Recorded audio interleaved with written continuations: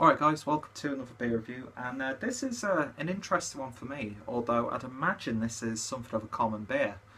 But considering that I live in the northwest of England and I'm only about an hour and a half away from Manchester, I very seldom see beers from JW Lee's near me, and I was in the Asda earlier today and I saw it and I thought I'm instantly going to pick it up because they're a brewery that I've heard so much about. And one of the things that's fresh in my mind is I'm currently reading the Ferment magazine, which I know this isn't a purposeful promotional thing.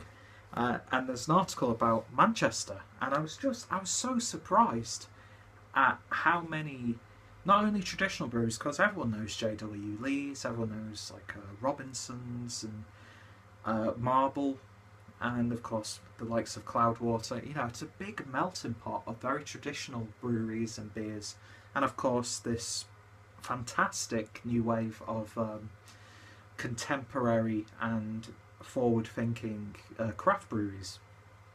And I was just amazed at how many there actually are within the confines of the Greater Manchester area. And with that fresh in mind, I thought, yeah, I'm definitely going to pick up a bottle of this. And before I get into it, big shout out to my good friend Paul from PA Brew News, who I think he's a big fan of. Is it like the harvest ales that they do? I know he's drank a few aged beers from JW Lee's, and yeah, so all of these things fell into place, and I was like, just get the beer here. So, and of course JW Lee's yeast strain being used by the likes of Cloudwater. So, you know, it's great how, see how I just magically go from tangent to tangent. Like, the old is mixing with the new, and I think there is place for every type of brewery. You know, even like there is a place for the Green Kings and the Marstons and AB InBevs, as well as places for like your Cloudwaters and your Marbles and your Tickety Brews and all that sort of stuff. And yeah, I'm all for both sides of the sort of argument, even though there are so many different offshoots now. Basically, being a beer lover in the 21st century, it's going a bit too far. Being a beer lover in 2017 in the UK is a wonderful, wonderful thing. And of course, I've always got a soft spot in my heart for Manchester, aka the greatest city in the world. Just so full of culture. And you know, the music scene, the musical heritage, Tony Wilson, Factory Records, Hacienda, that tiny little part alone. I just love Manchester, so it's always great when I get to try, especially Manchester brews.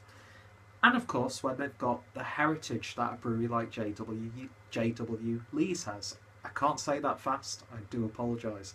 And yes, I will probably end up gushing about this sentimental bullshit throughout this review, so I do apologise beforehand. But yeah, anyway, the beer itself is Moonraker, which is a strong ale, clocking in at 6.5%. And let me just quickly read you the back.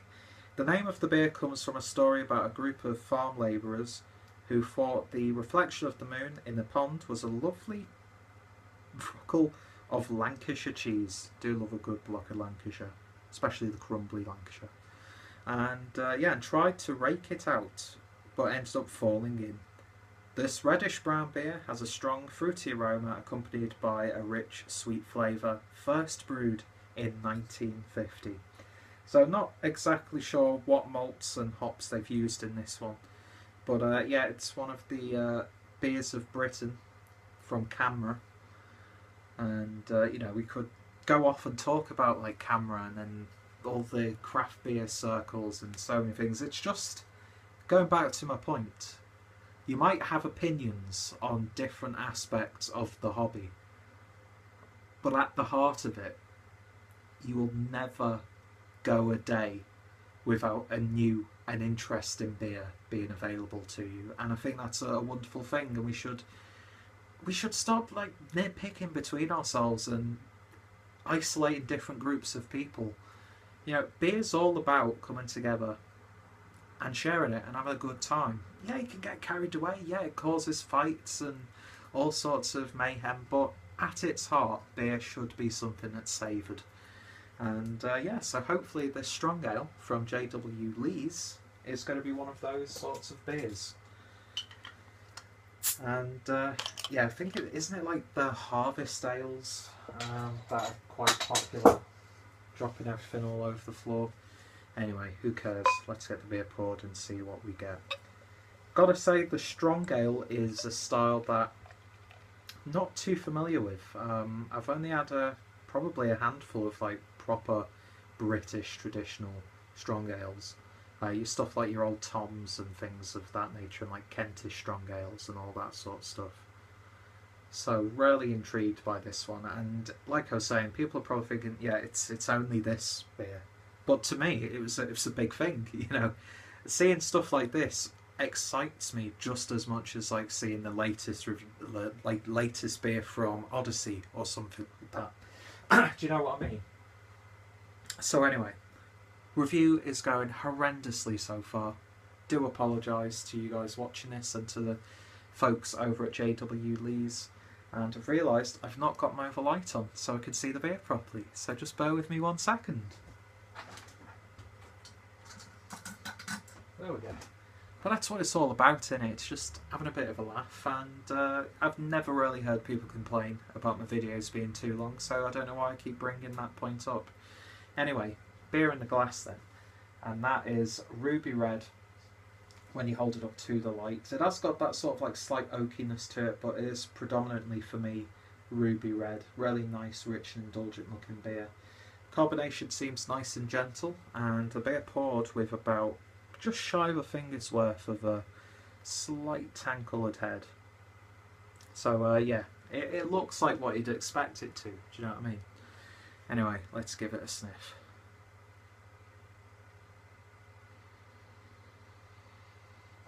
Big, like, dark fruit characters coming out straight away. You know, sort of like that steeped plum sort of character. Has a little bit of like a black currant vibe coming through as well. Big cakiness. There's almost like a chocolate powder sort of aroma, or cocoa as normal people would call it. But yeah, it's got this real density to it, but the flavours are actually quite mild, if that makes any sense. It's not like in your face, it's not screaming out for attention and saying, look how bold I am. But when you do get your nose in, it's just full of character. Yeah, very simple on the nose. Smells good. Let's give it a taste. Cheers.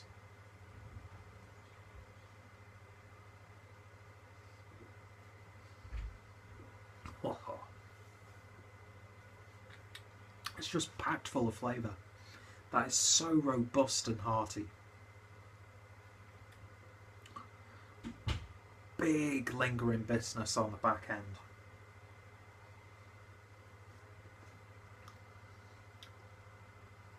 Yeah, those fruited characters are coming out.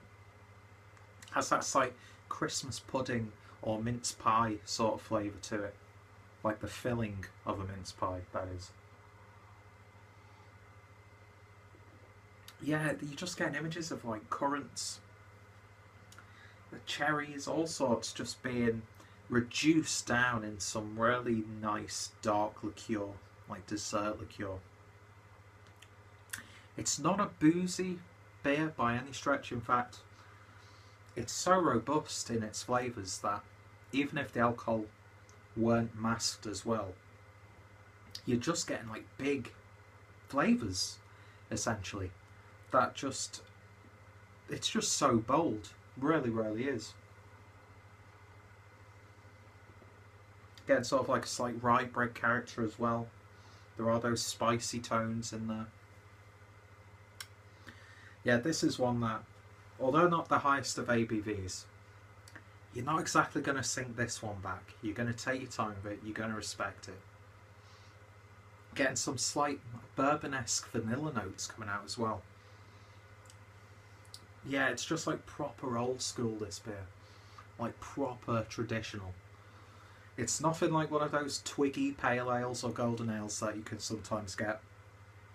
This is like you've slogged for like 12 hours down the mine and you want to have a proper hearty beer with your mates. And like just a couple of these and you're set for the evening. You can go off back home, have your bath. Painting a lovely picture right now, aren't I? But this is the wonderful thing about beers like this. To some people, they're like, yeah, it's okay. But to me, and I can't say for sure, but this doesn't taste like it's been dicked around with. And it could well be. This could be a shadow of what this beer was like, you know, when it was first brewed. But it's so nice and roasty. Lovely, like slight treacle sweetness, but it's not a sweet beer. It's one of those ones where every time you take a sip, you get something new from it. And I'm sure a lot of you fellow reviewers can relate to this, but you sometimes get your best tasting notes after you finish the review, and I can see this happening with this one. Yeah, it's like, it's a nightcap beer, but without the ABV. And you know you're drinking something traditional with a beer like this. And not the biggest fan of strong ales because they can be a bit too overbearing for me. But this is lovely. It is almost like Christmas in a glass, without it being like a spiced up and bombarded with vanilla sort of like Christmas ale that you can sometimes get. It's not sickly, that's what I was looking for.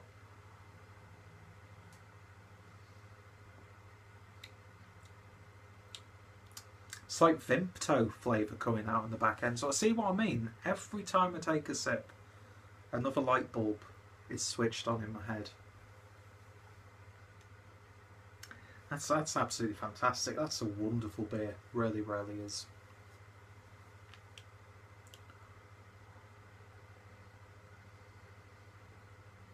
Really glad that I picked this one up, actually.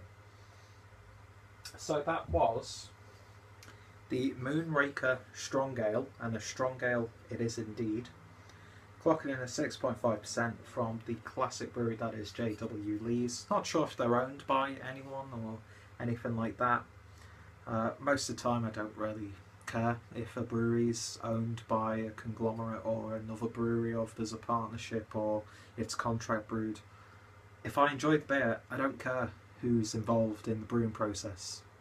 Well, you have your extremes, of course. But yeah, that's a lovely beer. Really, really is. And I could imagine this. I mean, it does have a best before date of 20th of February 2019. Would be interesting to get a bottle of this and see what happens maybe a year or so down the line. And you know what?